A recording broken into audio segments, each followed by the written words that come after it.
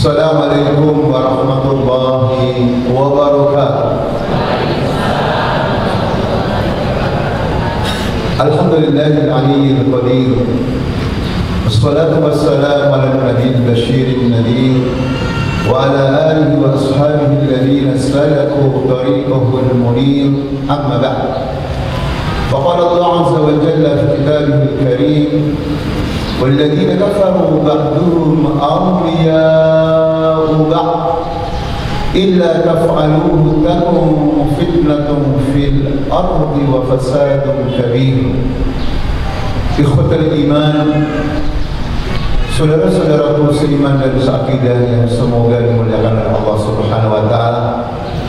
Kita bersyukur kepada Allah Subhanahu wa taala pada pagi yang mubarak ini dipertemukan oleh Allah Azza wa Jalla fi baitin min buyutillah, di salah satu rumah Allah di Masjid Asy-Syarif, masjid yang mulia yang semoga kita semua dan masjid ini dimuliakan oleh Allah Azza wa Jalla. Pertemuan kita ini dalam rangka melaksanakan tugas kita bersama, kewajiban kita bersama, yaitu kewajiban untuk at-tafaqquh fid-din, memahami Islam secara mendalam. Ini sebuah faridah rabbaniyah, kewajiban dari Allah. Dan yang kedua adalah khairiyatu hadhihi ummah, kebaikan umat ini, kebaikan setiap individu, kebaikan keluarga, kebaikan sebuah masyarakat, kebaikan bangsa dan negara. Ukurannya ketika kita semua memahami Islam secara mendalam. Dalilnya adalah hadis Rasulullah SAW yang diriwayatkan oleh Muawiyah radhiyallahu anhu, di mana Nabi bersabda dalam hadis sahih, "Man yuridillahu bihi khairan yufaqihu fid din." Barang siapa yang dikehendaki Allah kebaikan, pasti Allah akan memberikan atau memahamkan orang tersebut tentang Islam secara mendalam. Wal fiqhu, fikih maknanya adalah al-fahmu daqiq, pemahaman yang mendalam. Jadi kalau kita ingin masyarakat kita baik, maka tandanya kita harus benar-benar memahami Islam secara mendalam.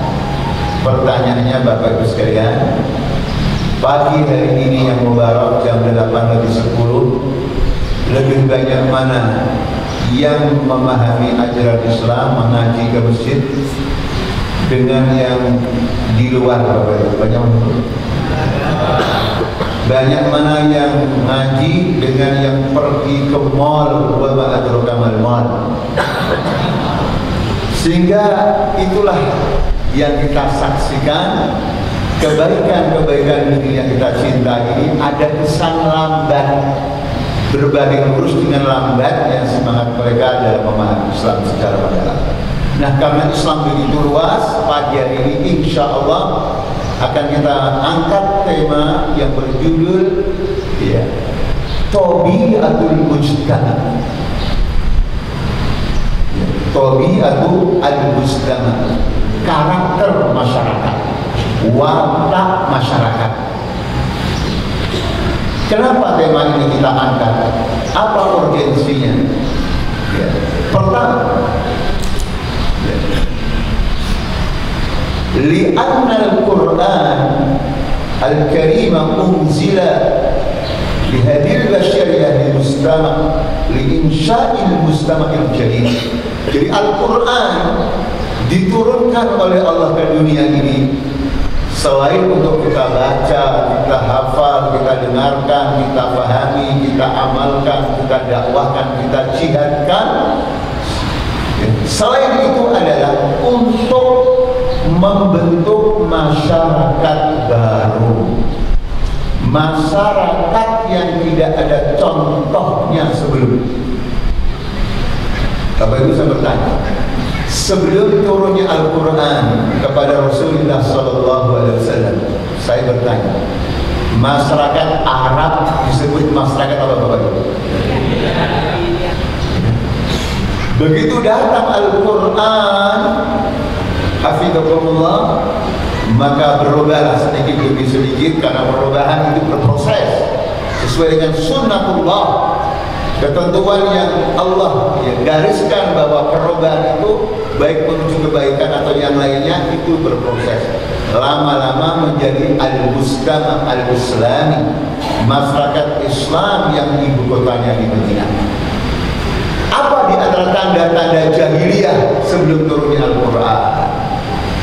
Pertama, syirik ada di mana-mana. Menyekutukan Allah dengan berhala, dengan yang ada di mana-mana. Yang kedua, dukun ada di mana-mana. Yang ketiga, zina ada di mana-mana. Yang keempat, masyarakat atau rakyat semakin sengsara. Yang kaya semakin kaya, yang miskin semakin miskin. Terjadi kekerasan rumah tangga, terjadi kezaliman terhadap istri. Orang laki satu punya perempuan 10. Saya bertanya, jahiliyah yang terjadi di zaman dulu di Arab sekarang sudah tidak ada atau masih ada? Di negara mana, Pak? Masih ada. Makanya temanya mungkin. Walaupun alhamdulillah yang Islam, yang soleh-solehah juga banyak, tapi sisa-sisa jahiliyah masih ada atau tidak ada, Pak? Sedikit atau banyak, Bu? Banyak atau buahnya, Pak? Maka temanya penting. Yang kedua, saudaraku yang saya cintai karena Allah Subhanahu wa Ta'ala, urgensi tema ini, yaitu karakter sebuah masyarakat, adalah melihat waqi'unal yaum, realitas kita sekarang, di mana tidak sedikit umat manusia yang di dalamnya termasuk umat Islam dikagetkan dengan fenomena baru yang bisa membahayakan diri kita, keluarga kita, dan masyarakat kita. Dan yang teranyar atau terbarukan dikagetkan oleh gerakan ideologi palu arit muncul lagi.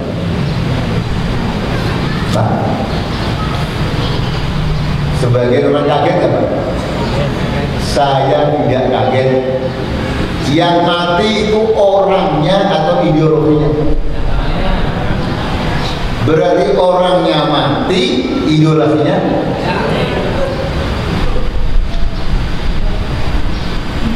Dan fenomena-fenomena yang lain. Dan kalau berbicara tentang masyarakat, berarti bicara tentang diri saya, diri bapak, dari ibu yang solihah, dan diri kita semua.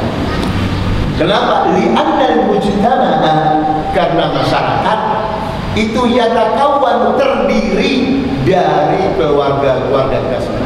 Tidak akan ada masyarakat kalau tidak ada keluarga. Jadi ketika kita berbicara tentang tema watak masyarakat, pada dasarnya adalah berbicara tentang diri kita sendiri dan sekitar kita.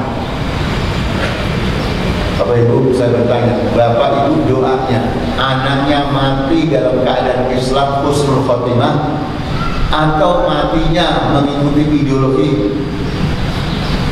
palu arit? Di daerah tertentu di Jawa Tengah sudah tidak bukan sekarang, Pak, sudah bertahun-tahun mengatakan, "Hai orang Islam, saya anaknya orang PKI, mari berantem kalau berani."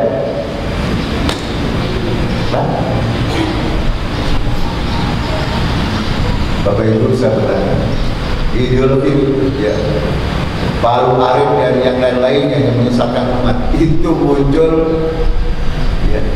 muncul kebetulan begitu saja atau ada sesuatu?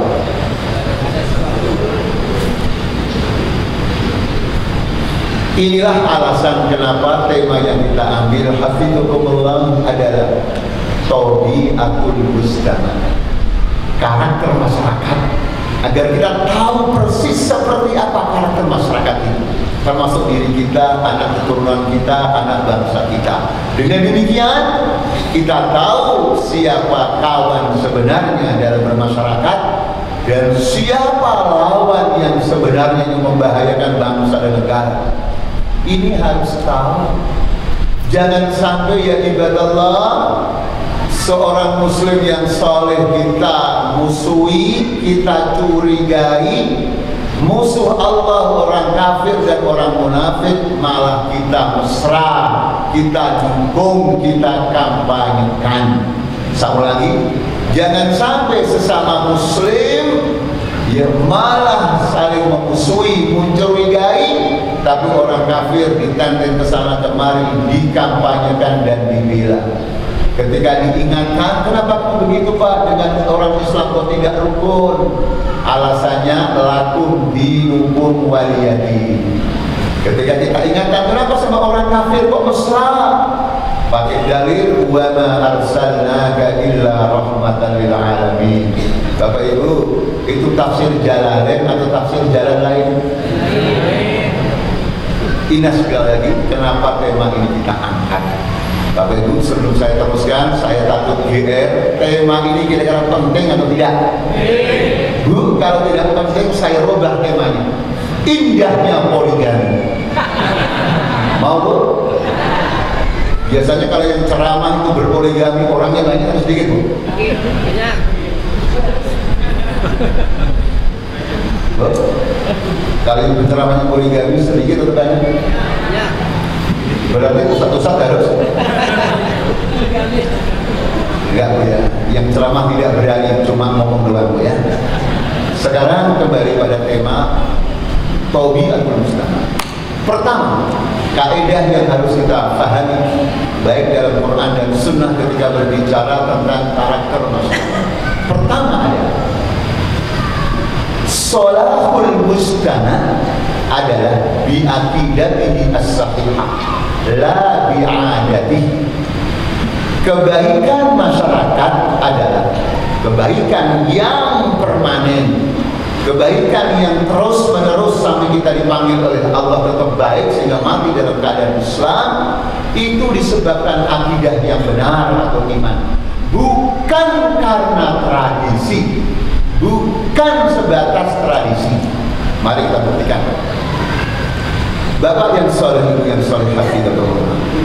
Dulu-dulu, mungkin sekarang masih, ketika disebut bangsa Indonesia adalah bangsa yang titik-titik apa?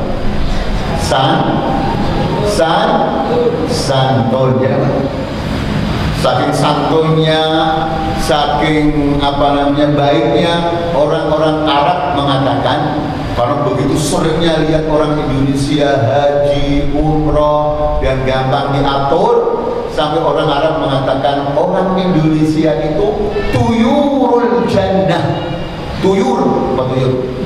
Burung-burung surga, karena rajin umrah. Bangsa mana Bapak Ibu yang setiap hari pergi umrah? Di pojok-pojok Masjidil Haram, kalau Bapak muter ketemu orang mana? Tapi korupsinya banyak di mana? Perdukunan yang banyak di mana? Santun, Masya Allah, santun. Kita diajari orang tua santun. Begitu kita bertanya, laki-laki yang harusnya sayang pada istri, pada perempuan, tetapi terjadi apa? Didolimi. Setelah itu dibunuh. Setelah dibunuh dia akan ada di mana? Mahasiswa yang harusnya hormat pada dosen, mendengarkan, mencintai, dosen dia akan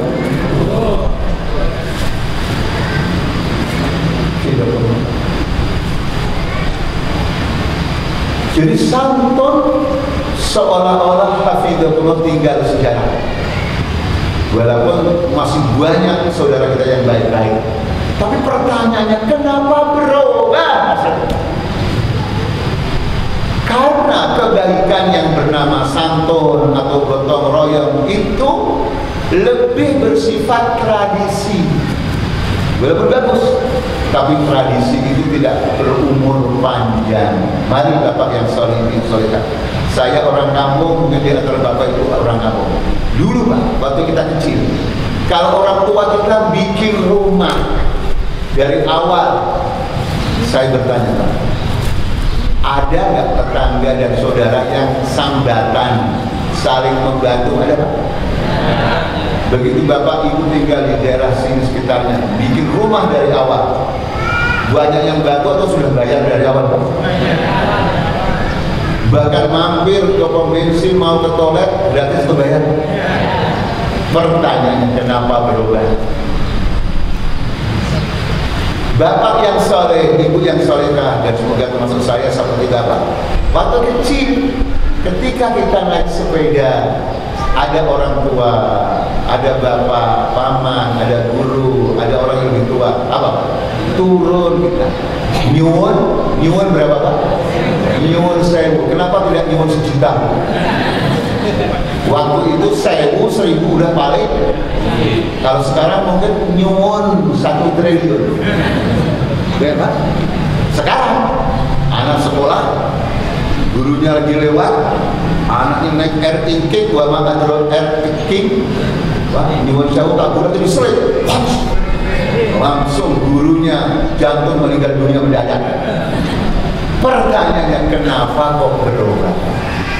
Karena kebaikan masa lalu itu hanya sebatas tradisi, bukan dari akidah ar-rasihah, keimanan yang kuat. Akidah yang benar itulah yang menjadikan masyarakat tetap baik, tetap santun, sayang kepada anak yang kecil, hormat pada yang tua, peduli pada rakyat, rakyat hormat kepada pemimpinnya. Masya Allah. Sehingga tidak mungkin ada terjadi dosen dibunuh mahasiswa, ya, atau sebaliknya, naudzubillah min dzalik, orang tua dibunuh anak, anak dibunuh orang tua. Kalau itu akidahnya benar. Mana dalilnya? Mana dalilnya bahwa iman itulah yang menjaga kita dari perbuatan jahat? Allah berfirman di dalam ayat yang sekian banyak, ketika kita diperintah untuk kebaikan, pakai ya ayyuhalladzina amanu. Ketika kita dilarang untuk berbuat kejahatan, juga ya ayyuhalladzina amanu. Bapak Ibu bisa bertanya, sebentar lagi kita puasa. Ketika kita diperintahkan untuk berpuasa, panggilannya ya ayyuhan nas atau ya ayyuhalladzina amanu? Kenapa bukan ya ayyuhan nas, wahai manusia? Apa Bapak Ibu? Jawabnya yang pasti benar adalah wallahu a'lam. Allah yang paling tahu, karena firman Allah. Tapi Bapak yang soleh, ibu yang solehah, kalau kuliah lagi ngambil S2 jurusan tafsir, ada 3 soal, jawabnya adalah wallahu a'lam. Yang kedua, wallahu a'lam. Lulus gak Bu? Wallahu.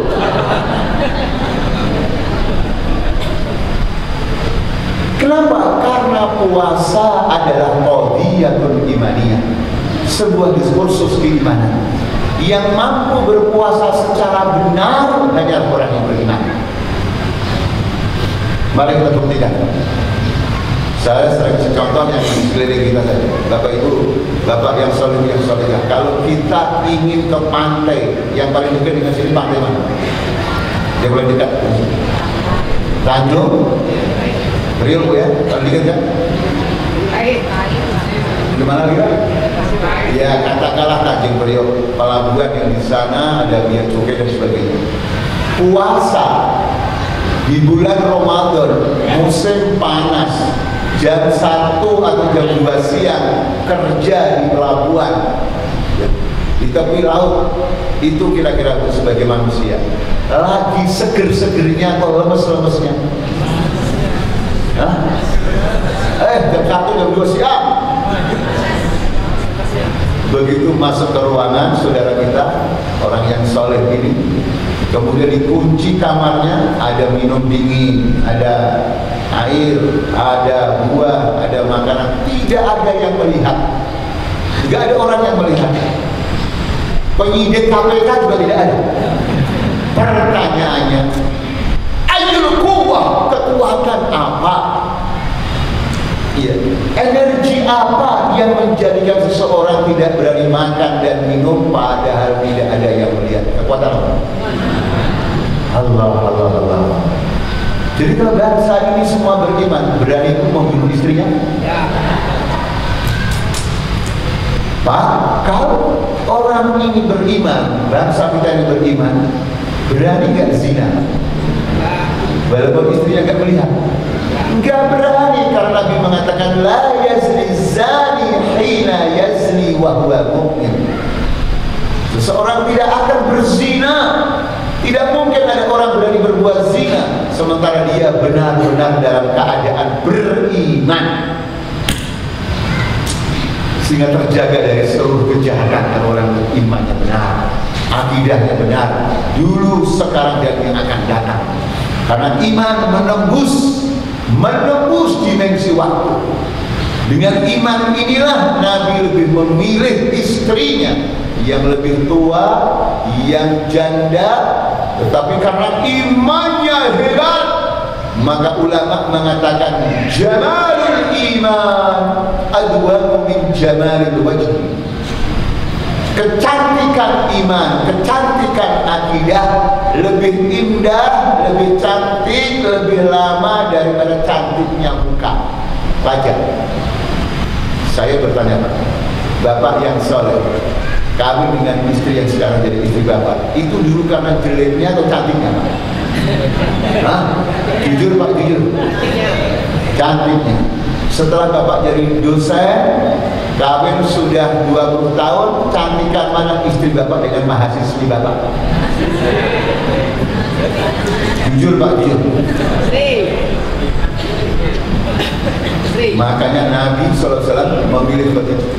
Saya bertanya, Nabi manusia terbaik, ustadznya seluruh ustadz di dunia, kiainya seluruh kiai di dunia, manusia terbaik, manusia yang ganteng. Saya bertanya Pak, logikanya bisa nggak beliau kawin dengan wanita yang paling cantik, yang muda di Mekah? Mampu? Nggak usah nyari, udah dikasih oleh Bu CS Muhammad. Kamu mau perempuan yang paling cantik? Saya kawinkan. Yang penting tinggalkan dakwah itu. Nabi menerima atau menolak? Jangankan Nabi selalu. Sekarang ada ustaz terkenal di Jakarta, masih muda, kaya, cakep, bisa nggak tuh kawin sama artis? Bisa? Ibu mau tahu? Tapi kenapa yang dipilih adalah Khadijah? Karena ya ibadallah, jamalul akidah. Jamal, indahnya akidah, indahnya iman. Sampai beliau meninggal dunia, beliau sudah meninggal dunia masih cantik imannya. Bahkan Nabi masih tetap menyintai, bahkan lebih lagi menyintai. Sampai-sampai istri yang masih hidup cemburu dengan istri sudah meninggal. Siapa bu? Istri Nabi yang masih hidup cemburu dengan Khadijah? Allah Akbar. Coba Bapak, kalau seandainya semoga istri kita panjang umur Pak ya. Kalau istri Bapak meninggal dunia, Bapak masih sayang atau melirik makhluk halus yang lain? Allah. Jadi akidahlah. Kalau kita ingin anak bangsa ini tetap santun, tetap gotong royong, menghormati yang tua sayang pada anak, pemimpinnya benar, maka kebaikan ini harus berdasarkan akidah, bukan semata-mata tradisi, kebiasaan, karena itu bisa luntur dengan kemajuan zaman yang datang. Sampai ada istilah zaman begini kok gratis tidak ada makan siang, tidak ada makan siang orang lain. Padahal kita diperintah untuk sedekah, untuk infak. Tradisi bisa berubah. Itu sebabnya dalam Al-Quran ya, kata al-insan yang namanya manusia itu sering disifati oleh Allah dengan sifat yang negatif, yang miring. Padahal manusia kan khalifah. Wa idza qala rabbuka lil malaikati inni ja'ilun fil ardi khalifah. Kenapa pemimpin kok insan sifatnya banyak yang miring? Mari kita lihat. Ketika Allah berfirman tentang manusia yang lemah, apa ayatnya? Wa khuliqal insanu dhaif. Dan manusia diciptakan dalam keadaan yang lemah. lemah. Ibu kalau cuma pakai modal manusia saja, tidak punya modal iman dan ibadah, saya bertanya, pengajian ini Pak, paling lama kuat berapa jam? Bu? 2 jam kira-kira yang panas apanya? Kira-kira masih betah lama mana di masjid dengan di mall atau rekaman lemah? Lemah.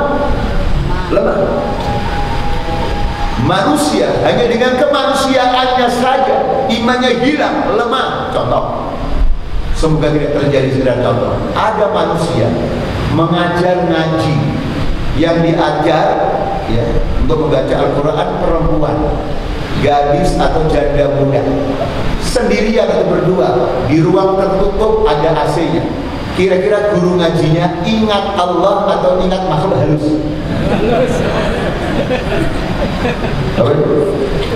Ini supaya kita kalau jadi ustaz tidak GR. Saya kan ustaz, saya kan kiai. Saya bertanya, ustaz juga? Iya. Makanya Nabi tidak pernah ceramah sendirian sama perempuan. Nabi yang maksum tidak pernah sendirian sama perempuan. Hafizahumullah. Karena manusia lemah. Lagi tentang amanah, surat Al-Ahzab, wa hamalahal insan innahu kana zaluman jahula. Manusia hanya dengan sisi kemanusiaan saja sangat zalim, sangat bodoh. Bagaimana kalau yang zalim, yang bodoh menjadi pemimpin, yang jadi korban siapa? Yang jadi korban siapa? Itu ketika Nisa. Lagi surat Al-Asr, wal 'asr, apa terusnya? Innal insana lafi khusr. Sebenar-benar manusia tenggelam dalam kerugian. Manusia divonis rugi, itu positif atau negatif? Negatif. Miring atau lurus? Pertanyaannya, mana, kapan manusia bisa lurus, hebat, berguna, bermanfaat, merdeka sehingga negaranya tidak dijajah oleh negara lain? Jawabnya adalah ada dua. Dua itu bukan membatasi, sudah contoh. Pertama, ketika manusia diberi baju yang namanya iman. Mari, kalau surat Al-Asr manusia divonis rugi pakai kata insan. Dalam surat Al-Mu'minun ketika manusia dipuji oleh Allah, ya sungguh beruntung, sungguh sukses, apa bunyinya? Qad aflahal insan atau qad aflahal mu'minun? Allah. Ketika manusia ya, menumpahkan darah, berbuat anarkis, pakai insan nas. Tapi begitu pakai orang-orang beriman, atau yang kedua adalah hamba-hamba Allah, hamba Ar-Rahman Ar-Rahim, maka orangnya santun. Dan di dalam penutup ayat atau tema tersebut ditutup dengan mereka adalah dibalas oleh Allah dengan surga karena kesabarannya. Mana ayatnya? Tulis Bapak Ibu. Jangan sampai ditulis tentang lupa, karena ada ujiannya insyaallah. Dan kalau ujiannya lulus, insya Allah dapat hadiah umroh dari kata saya. Yang nggak kebagian, maka insya Allah umrohnya dengan biaya, insya Allah. Ayat 4 sampai penutup surat Al-Furqan, surat 25. A'udzubillahi minasyaitonir rajim. Wa ibadur rahmanil ladzina yamshuna 'alal ardi hauna. Wa idza khatabahumul jahiluna qalu salama. Walladzina yabituna lirabbihim sujjadan wa qiyama. الذين يقولون ربنا اصرف عنا عذاب جهنم إن عذابها كان غراما. Sampai penutup surat Al-Furqan yang berbunyi والذين يقولون ربنا هب لنا من أزواجنا وذرياتنا قرة أعين واجعلنا للمتقين إماما أولئك يجزون الغرفة بما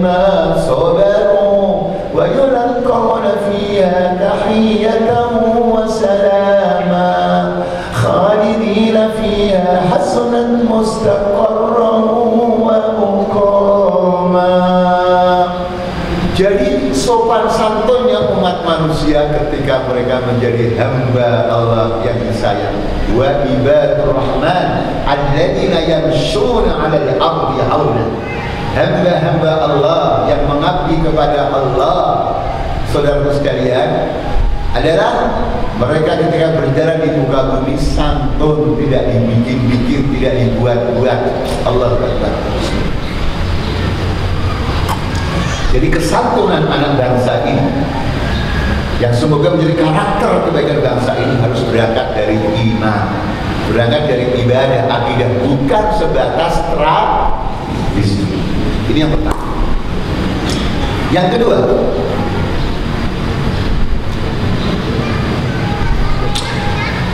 al-mujtama, masyarakat, karakternya adalah selalu mengikuti atau sejalan dengan sebuah ideologi yang lebih dominan. Sudah tentu ini pada umumnya Pak ya. Pasti saja ada pengecualian, tidak ada di dunia ini semuanya. Tapi pada umumnya masyarakat itu mengikuti atau sejalan dengan akidah ideologi yang dominan. Apakah akidah yang benar, yaitu akidah Islamnya, ideologi Islam, atau akidah batilah, atau ideologi yang salah? Mari saya bertanya. Ketika Nabi Shallallahu Alaihi Wasallam baru diutus oleh Allah, atau bahkan sebelumnya Nabi diutus, saya bertanya Bapak, masyarakat Makkah mengikuti akidahnya Nabi Ibrahim, yaitu ahli tauhid, atau menyembah berhala? Karena yang berkuasa adalah menyembah berhala. Nah, berarti dibalik. Ketika ideologi paru arit muncul lagi, itu pertanda.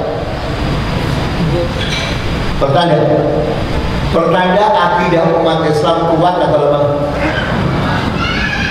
Ketika di mana-mana banyak dukun yang dihaluskan dengan istilah para tidak normal. Di mana dukun laris, di mana-mana banyak, berarti memberikan isyarat akidah sebagian kaum muslimin apa? Lemah. Ibu, bukan ibu yang di sini, ibu yang di sini salihah. Ini maaf sekedar contoh, semoga tidak terjadi. Begitu istri saya setia pada suami, sejak suaminya miskin, minal masakin, yang dimasakin mertua dan orang tua. Begitu suami kaya, Bu, biasanya kalau suami kaya itu nambah hafalan Quran, nambah hafalan hadis, nambah amal solehnya, atau nambah apa? Menambah istri, mendadak istri baru tahu suaminya kawin lagi. Saya bertanya, istri yang tidak solehah langsung sujud syukur atau pergi kemana?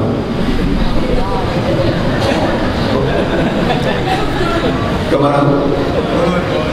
Kedugo.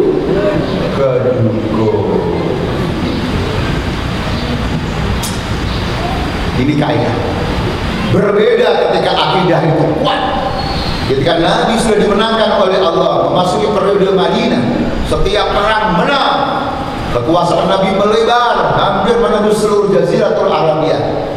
Maka di zaman Nabi masih hidup Bapak Ibu, ketika masih berkuasa di Madinah, kekuasaan di bawah wahyu Allah, di bawah panji-panji Quran dan Sunnah, akidah sesat tumbuh atau mati? Mati. Begitu Nabi meninggal dunia Sallallahu Alaihi Wasallam, kepemimpinan umat Islam belum eksis, masih bermusyawarah siapa yang menggantikan Nabi. Ada yang mengatakan Abu Bakar dari Muhajirin, ada yang mengatakan sahabat Ansor, ada yang mengatakan Ali bin Abi Thalib.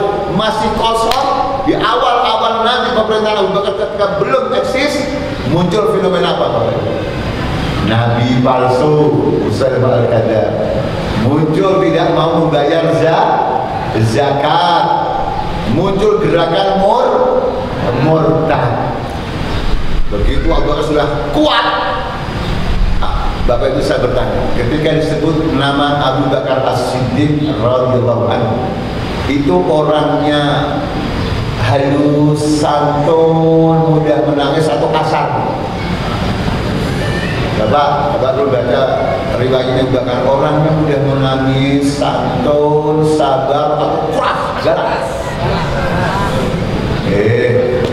Apa bedanya Umar dengan Abu Bakar? Abu Bakar itu orang yang mudah nangis, santun, atau keras. Ikut hijrah Nabi di dalam gua, lihat kakinya orang kafir. Abu Bakar ketawa atau sedih? Sedih terhadap dirinya atau takut pada Nabi dibunuh? Berarti apa? Tapi begitu menghadapi gerakan murtad, menghadapi Nabi palsu, menghadapi orang-orang yang tidak bayar zakat, Abu Bakar nangis atau apa? Wallahi la uqatilan alladhi farraqa baina as-salati waz zakah, demi Allah aku akan perangi yang memisahkan, orang yang memisahkan antara sholat dan zakat. Karena sholat dan zakat sama-sama rukun. Di dalam Quran disebut beda atau sering berbarengan, Pak? Alladzina yuqimunas sholat wa yu'tunas, maka di Quran saya bertanya, kalau ada orang yang mengaku nabi palsu dan tidak membayar zakat, banyak orang yang murtad di dunia, diapakan Pak sekarang? Diperangi atau dibela? Dengan alasan hak asasi manusia. Begitu bapak dan ibu sudah paham tentang ayat Quran, hadis Nabi dan sikap Abu Bakar yang memerangi, maka ibu bapak perangi mereka itu yang tidak membayar zakat, yang murtad, yang mengaku nabi palsu. Begitu bapak memerangi mereka, bapak dapat penghargaan, bapak jadi narasumber atau narapidana. Kenapa kok berbeda hasilnya? Abu Bakar jadi pahlawan dunia akhirat, masuk surga tanpa hisab. Sementara seandainya ada orang di Indonesia memerangi yang ngaku nabi palsu, merusak akidah, yang tidak bayar zakat, yang murtad, kok malah menjadi nara. Kira-kira apa kaedahnya dalam bermasalah? Apa sebabnya? Apa? Kenapa kok beda hasilnya? Bapak Ibu saya bertanya, Abu Bakar As-Siddiq ketika memerangi mereka, apa? Beliau rakyat jelata atau siapa? Siapa? Berarti kalau ingin menjaga negara kita kuat, akidahnya kuat, berarti umat Islam harus dipimpin atau harus memimpin? Harus. Kalau ini difahami, benar-benar difahami ya ibadallah, maka kita insya Allah akan bangkit menjadi umat Islam yang kuat di negeri sendiri. Tetapi kalau umat Islam tidak sadar betapa pentingnya menjadi pemimpin atau penguasa, tidak sadar, cuek saja, maka bisa jadi gubernur DKI siapa? Bapak itu kok pada diem, nggak tahu jawabannya atau nggak enak jawab? Siapa?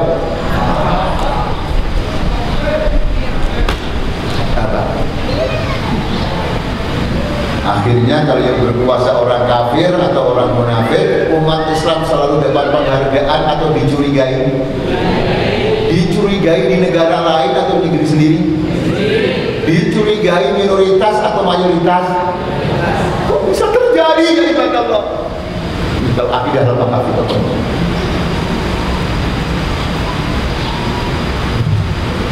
Bapak Ibu kepada dia pegang atau kusuk? Dua-duanya. Ini nomor berapa tadi Pak? Iya, yang masih semangat nomor 2, yang sudah capek nomor 12 Pak. Sekarang nomor 3. Nomor 3 saudara kita ngomong. Ashabul aqidah la yamshuna wahdahum aw munfaridin, wa innama yamshuna jama'atan aw jama'at. Jelas ya Bapak Ibu? Saya ulang lagi, ashabul aqidah. Ashabul aqidah la yamshuna wa la yataharrakuna munfaridin aw wahdahum wa innama yamshuna jama'atan. Jelas Bapak Ibu? Dia nggak jelas suaranya apa artinya. Mestinya dari awal dari ceramahnya pakai bahasa Arabnya biar cepat selesai. Jadi orang-orang yang punya akidah itu tidak berjalan sendirian, tapi mereka berjalan secara berjamaah. Makanya kalau orang Islam tidak berjamaah sendiri-sendiri akan terjadi fitnah di muka bumi, akan jadi kerusakan yang besar karena orang kafir bersama-sama. Mana dalilnya? Tadi yang kita baca dalam mukadimah, yaitu surat Al-Anfal surat nomor 8 ayat 73.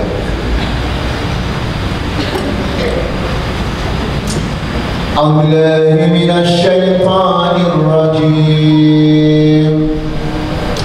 Walladzina kafaru ba'duhum awliya'u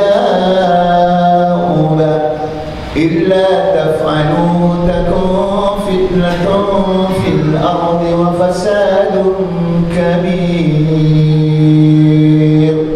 Walladzina kafaru, orang-orang kafir, ba'duhum sebagian mereka, awliya'u, awliya jamak dari kata wali, adalah ya, pemimpin-pemimpin sebagian mereka, atau saling dukung-mendukung, karena makna wala diantaranya dukungan, teman dekat, pemimpin, keperpihakan, itu diantara makna wala.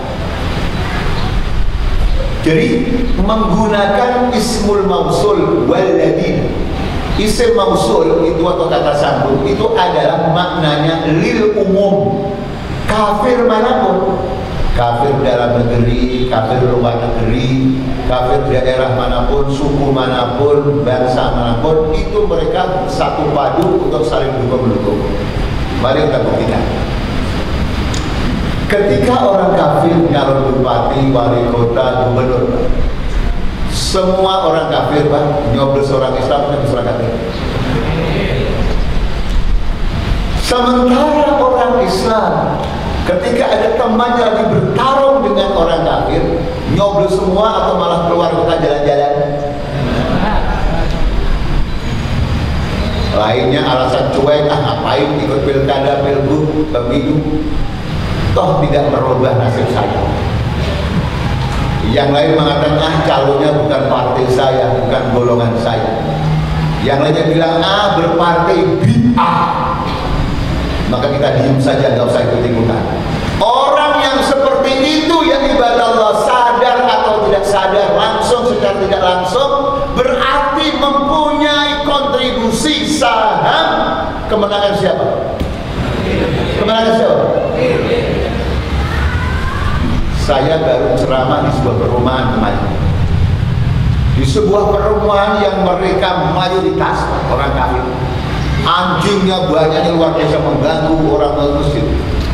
Akhirnya ketika pemilihan RT RW, ada seorang yang soleh aktivis masjid lagi pulang ke kampung. Tetapi hari yang sama pemilihan RT RW, yang satu muslim, yang satu kafir. Subhanallah, alhamdulillah, karena orang soleh tersebut punya keperpihakan pada Islam dan kepemimpinan, akhirnya dia menulis surat resmi, ya, mewakilkan dan untuk menyelebus orang tertentu. Dan setelah dihitung Bapak sekalian, menang orang Islam hanya selisih satu suara. Apa jadinya kalau perumahan tadi yang menang orang kafir? RW-nya kafir, RT-nya kafir. Nah itu kalau hari ulang tahun kemerdekaan Indonesia, adanya apa acaranya? Satu suara adalah membuat sejarah. Ini kan nggak ada yang sembarangan. Masih banyak saudara yang kita cintai karena Allah. Lah mudah cuek, seolah-olah tidak penting. Makanya kata Allah, illa taf'alu, jika kamu tidak melakukan yang sama wahai kaum muslimin, takun fitnatun fil ardi, akan terjadi fitnah malapetaka di muka bumi, wa fasadun kabir, dan kerusakan yang besar. Terus sekalian, ulama tafsir mengatakan tidak ada malapetaka yang lebih besar di dunia ini melebihi malapetaka yang bernama syirik, yang merampas hak prerogatif Allah, ketuhanan Allah. Naam, korupsi zalim, naam, zalim korupsi. Tetapi syirik adalah kezaliman terbesar. Ini penting Bapak Ibu. Karena Bapak Ibu semuanya tahu, negara yang kita cinta ini kan negara yang sering memilih pemimpin. Jangan sampai cuek karena ada opini yang dibangun, katanya lebih baik, katanya non muslim yang adil, yang tidak zalim, daripada muslim yang itu. Kira-kira opini itu ditujukan untuk daerah mana? Bapak Ibu, opini dibangun untuk daerah mana kira-kira? Pak, kalau ada orang Islam ngomong begitu, ustadz ngomong begitu, kiai ngomong begitu, itu ikhlas atau wani biro? Wani biro. Makanya Imam Al-Ghazali rahimahullah dari dulu sudah mengatakan dalam kitab Ihya Ulumuddin, ulama itu ada dua, ulama akhirat yang berbentak kepada Allah, dan yang kedua ulama ulama yang jahat, yang buruk, yang hanya ingin dunia, jabatan, dan yang lain-lainnya masalah. Kalau di zaman Imam Ghazali saja sudah terjadi, rahimahullah, kira-kira di zaman sekarang tidak terjadi atau mungkin terjadi? Mana ada orang kafir tidak zalim? Inna syirka la zulmun azim. Sesungguhnya syirik adalah kezaliman yang paling. Walaupun seorang muslim jangan korupsi, muslim jangan zina, muslim jangan berbuat maksiat merusak citra Islam. Tapi yang tidak benar juga adalah yang tidak ada orang kafir yang tidak zalim, karena Allah sendiri yang menciptakan orang kafir yang lebih tahu bahwa inna syirka la zulmun azim. Jadi penting apa ya? Karena ini semua adalah watak masyarakat. Jadi sekali lagi, masyarakat dengan akidahnya tidak berjalan sendiri-sendiri, tapi terorganisir, berjamaah. Makanya kita Bapak Ibu jangan sendiri-sendiri. Di provinsi manapun, di daerah manapun, kalau calon orang kafir satu, orang Islam rebutan calonnya tiga, yang menang siapa? Yang menang siapa? Berarti kewajiban saya, kewajiban Bapak, kewajiban Ibu untuk DKI, untuk Jakarta, apa yang harus kita sampaikan? Kita suruh maju semua orang Islam? Atau berapa? Kenapa? Karena di dunia ini yang mempunyai ideologi tidak kerja sendiri-sendiri, tapi berjamaah. Makanya Al-Imam Asy-Syafi'i mengatakan, Al-kufru millatun wahidah. Kufur itu satu agama. Kufur itu satu agama. Jadi orang kafir agamanya apapun itu berpihak pada orang Islam atau kafir yang lainnya. Ini kaidah yang berapa tadi Pak? Ketiga. Sudah capek baru tiga Pak? Ya, yang capek 13, yang belum capek ketiga Pak. Terakhir yang keempat. Setelah itu nanti saya yang dengar Bapak ceramah saya dan yang dengar Pak ya. Yang keempat, Bapak Ibu yang soleh dan yang soleh, hafidhukumullah.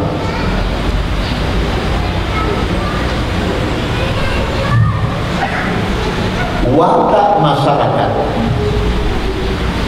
akan baik dan kondisi masyarakat diridhoi oleh Allah ketika masyarakat amar ma'ruf nahi munkar. Sebaliknya, ketika masyarakat meninggalkan amar ma'ruf nahi munkar, jadi wataknya meninggalkan amar ma'ruf nahi munkar, maka yang terjadi fitnah. Pakai isim nakirah, fitnah, malapetaka itu macam-macam. Makanya pakai isim nakirah, umum. Mana dalilnya Bapak Ibu? Dalilnya surat Al-Anfal, surat nomor 8 ayat 25. A'udzubillahi minasyaitonir rajim. Wattaqu fitnatan la tusibanna alladziina zalamu minkum khassah wa'lamu anna Allaha syadidul 'iqab. Takutlah kamu akan fitnah. Fitnah di sini maksudnya malapetaka, musibah yang tidak hanya menimpa orang-orang yang zalim di antara kalian saja, tapi menimpa seluruh masyarakat. Kapan itu terjadi? Nah, bisa dilihat dalam sunnah Rasulullah SAW. Karena tafsir yang paling benar, pertama tafsirul Quran bil Quran, yang kedua menafsirkan Quran dengan sunnah. Dan sunnah Nabi berbunyi, yaitu sebuah hadis yang diriwayatkan oleh Abu Bakr As-Siddiq radhiyallahu anhu. Nabi bersabda, "Idza ra'an nasu al-munkar wa la yughayyirunahu yushikullahu an yamummahum bil-iqab." Apabila masyarakat atau manusia melihat kemungkaran, pakai al di sini lil istidrak, maknanya yastagriku jami'a anwa'il munkar, mencakup seluruh macam-macam kemungkaran. Kemungkaran politik, kemungkaran ekonomi, kemungkaran rumah tangga, kemungkaran berbangsa dan bernegara, kemungkaran bisnis. Kalau ada kemungkaran kok diam, tidak berubahnya, apa kata Nabi? Allah Subhanahu wa ta'ala hampir-hampir meratakan semua masyarakat dengan siksanya. Mari kita buktikan. Bapak ini kan, Ibu, kita semua kan tidak jauh dari Ciputat, Pak. Saya dosen di Ciputat. Suatu saat ketika rapat dosen mengeluh, ya, sangat khawatir karena dekat Ciputat itu kan ada danau yang indah di tengah kota, namanya Situ.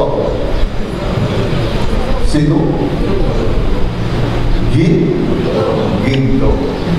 Jadi setiap Sabtu malam Minggu itu muda-mudi, dan aku juga di antaranya mereka adalah mahasiswa.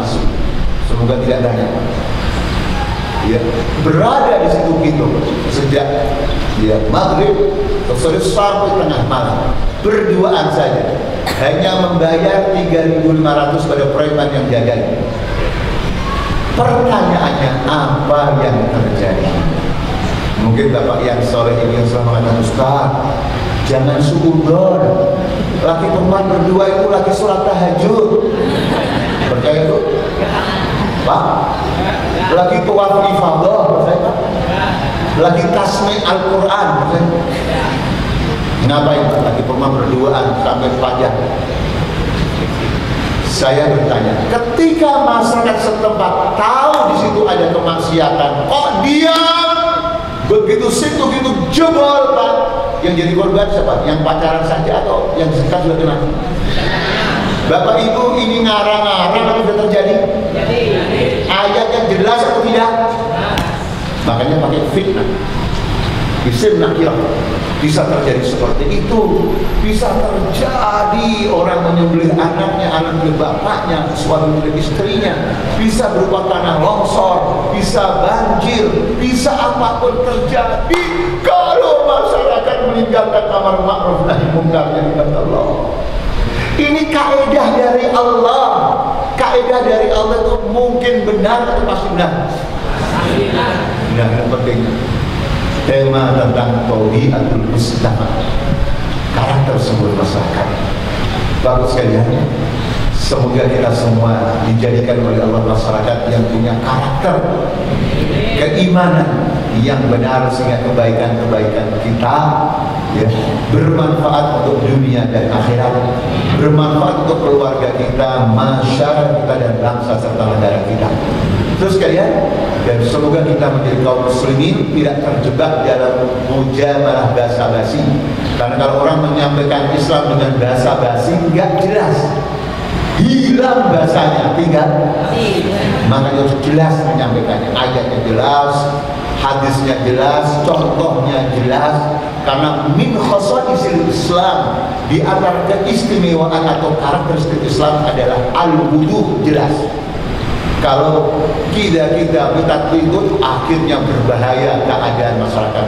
Seperti yang disampaikan oleh Imam Ahmad bin Hanbal mengatakan, "Idza ajaba al-alim an taqiyatin wa yajhalu al-jahilu famata yatabayyanu haq." Apabila orang yang alim tahu dia tentang Islam, menjawab dari sebuah pertanyaan pelintat-pelintut tidak jelas dan tegas, sementara masyarakat tidak paham Islam, maka kapan kebenaran itu menjadi jelas? Jadi sekalian, ya, bagi kita semua, mari hafizatullah memahami Islam dengan jelas, kita amalkan dengan jelas, dan orang-orang yang menonton terhadap keindahan Islam semoga secepatnya diberikan hidayah oleh Allah Subhanahu wa taala, sehingga orang-orang yang baik itu mayoritas dan orang yang jahat minoritas. Dengan demikian negara kita dan seluruh umat di dunia dijaga oleh Allah Subhanahu wa taala. Wallahu a'lam bishawab. Assalamualaikum warahmatullahi wabarakatuh.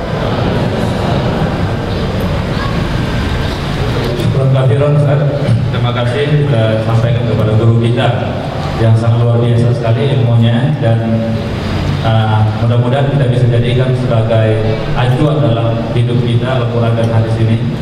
Dan sebelum nanti ditutup oleh guru kita doa, ada sahabat dari Al-Aqsa akan menyampaikan presentasi, kami persilahkan. Dan sambil juga kita berinfak untuk kegiatan operasional kita, silakan langsung.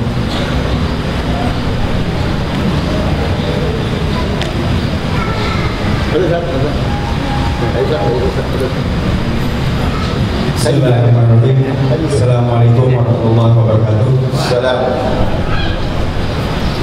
Alhamdulillah, nahmaduhu wa nasta'inuhu wa nastaghfiruh wa na'udzu billahi min shururi anfusina wa min sayyi'ati a'malina.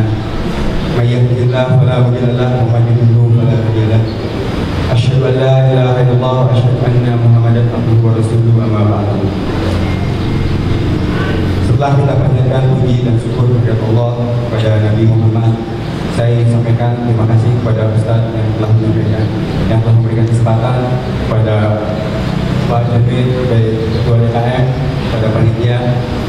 Kenalkan, kami dari Sahabat Al-Aqsa ingin menyampaikan beberapa hal. Yang pertama, kami ingin mengingatkan kembali pada hari ini adalah tanggal 15 Mei.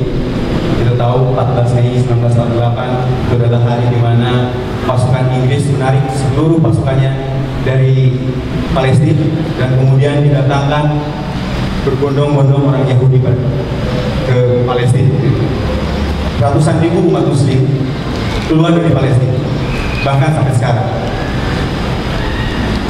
Pembantaian di sana pada saat itu sangat luar biasa, persis apa yang terjadi sekarang di Aleppo. Pembunuhan, pemerkosaan, bahkan dikisahkan, boleh teman-teman bisa cek di Sahabat Al-Aqsa, ada sebuah tulisan namanya itu An-Nakbah. Mungkin hari ini dikenal dengan nama An-Nakbah. An-Nakbah itu adalah hari tragedi. Jadi pada saat tersebut Indonesia pada tahun 1949 itu diakui kemerdekaannya melalui KMB. Di saat semua orang mendengung-dengungkan bahwa piagam PBB di mengenai hak asasi manusia disahkan, pada saat tersebutlah penjajahan dimulai. Kira-kira gitu. Dan itu sudah berlangsung hampir 68 tahun. Dan seperti tadi kata Ustaz, kita disampaikan bahwa kita dan mereka bukan hanya sebatas kemanusiaan, penjajahan dan lain-lain, tapi jauh lebih dari itu. Kami dari Sahabat Al-Aqsa hanya menyerukan bahwa mereka adalah saudara-saudara kita. Kami hanya berjuang dengan segala kelemahan dan keterbatasan, mengumpulkan kekuatan-kekuatan umat Muslim. Masya Allah, di sini ada kekuatan tidak syarif dengan beberapa tokohnya. Masya Allah, saya merasa saya juga tinggal di sini, Bapak Ibu, saya juga tinggal di daerah sini. Kajian-kajian dan kita semua kumpulkan kekuatan ini sampai kita bisa bersujud di Masjidil Aqsa dalam keadaan merdeka. Allahu Akbar. Mungkin itu aja. Dan terakhir ingin kami hanya berdoa kepada Allah Subhanahu wa taala, semoga kita bisa membantu perjuangan mereka di sana. Semoga kita kirimkan harta-harta terbaik kita kirimkan waktu, tenaga dan pikiran kita untuk memperjuangkan saudara-saudara kita di sana. Ibnu Khaldun dalam sebuah kajiannya mengatakan Palestina itu akan bebas apabila dua sayapnya itu dibebaskan terlebih dahulu, yaitu yang pertama adalah Syria dan yang kedua adalah Mesir. Jadi Palestina itu adalah badannya, kira-kira itu. Dan kita berdoa kepada Allah Subhanahu wa taala, mudah-mudahan Allah menangkan mujahidin kita yang di Syria, Allah menangkan Ikhwanul Muslim kita yang semua berjuang, baik itu di Mesir, di mana-mana. Mungkin itu aja, Ustaz. Mohon doakan Ustaz nanti perjuangan semua yang ada di Indonesia, di Malaysia, semua di mana-mana. Demikianlah, apabila ada yang ingin menyerahkan donasi, kami tunggu di belakang. Mungkin itu aja, Ustaz. Demikian, maafkan dengan atas segala kekurangan. Assalamualaikum warahmatullahi wabarakatuh. Terima kasih kepada Bapak Sofa yang telah menyampaikan sedikit presentasi tentang bagaimana sahabat Al-Aqsa melakukan aktivitasnya, kegiatannya untuk membantu saudara-saudara kita yang ada di Palestina. Dan bagi jamaah, bagi yang ingin membantu, nanti bisa meletakkan atau menginfakkan hartanya di belakang, nanti diletakkan kotak. Dan insya Allah DKM tadi telah menyampaikan kepada kami akan menyumbang 3 juta rupiah untuk kegiatan aksi sosial dari sahabat Al-Aqsa nantinya. Bapak Ibu sekalian rahmati Allah Subhanahu wa taala, marilah sebelum kita akhiri acara kita pada pagi hari ini, sejenak kita angkat tangan kita bermunajat, berdoa kepada Allah. Semoga Allah berkahi umur kita, Allah berkahi harta kita, Allah berkahi hari-hari kita, khususnya dalam menjelang datangnya bulan suci Ramadan, bulan yang kita tunggu-tunggu, bulan yang penuh kemuliaan. Mari kita berdoa yang akan dipandu oleh guru kita Dr. Anzani.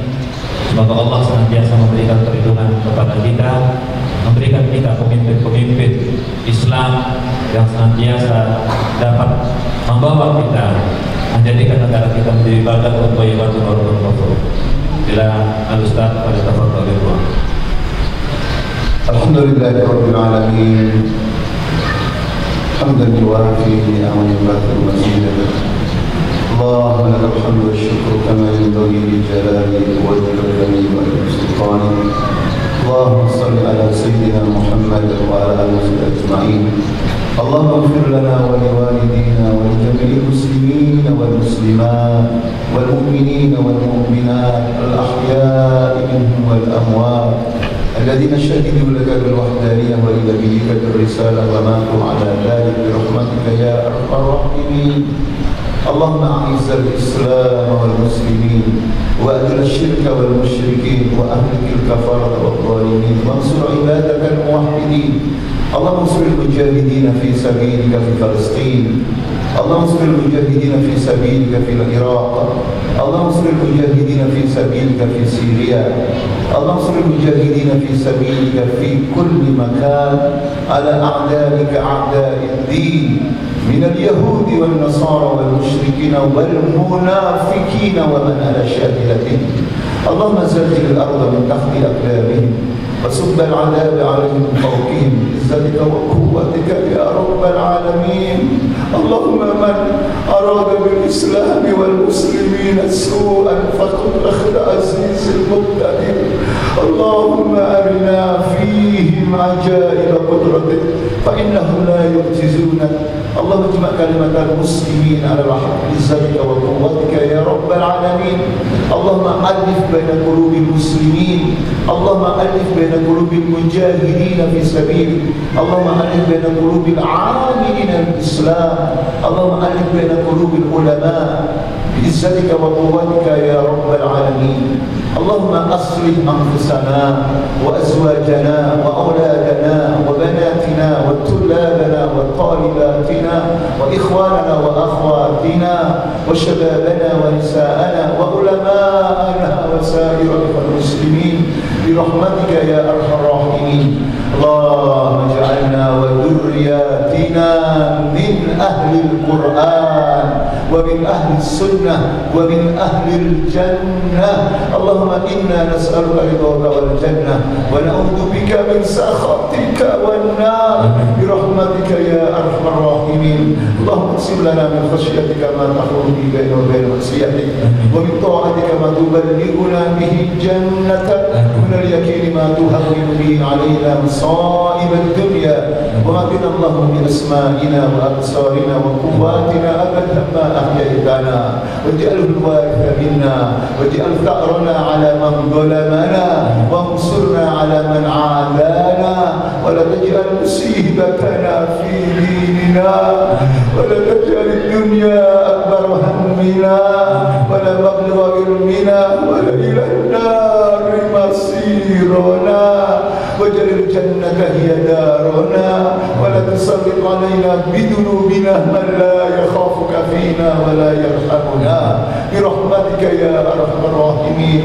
اللهم لا تجعل لنا في مقامنا هذا ذنبا إلا غفرته ولا هما إلا فرجته ولا عيبا إلا سترته ولا دينا إلا قضيته ولا مريضا إلا شفيته ولا مريضا إلا شفيته ولا مريضا إلا شفيته ولا ميتا إلا رحمته ولا ضالا إلا هديته ولا عدوا إلا خذلته ولا باغيا إلا قطعته ولا مجاهدا في سبيلك إلا نصرته وأيدته ولا حاجة من حوائج الدنيا والآخرة إلا أنتنا على قضائها يا رب العالمين. ربنا هب لنا من أزواجنا وذرياتنا قرة أعين واجعلنا للمتقين إماما. ربنا آتنا في الدنيا حسنة وفي الآخرة حسنة وقنا عذاب النار وادخلنا الجنة مع الأبرار يا عزيز يا غفار يا رب العالمين. وصل اللهم على محمد وعلى آله أجمعين. سبحان ربك رب العزة عما يصفون والسلام على المرسلين والحمد لله رب العالمين. Terima kasih kepada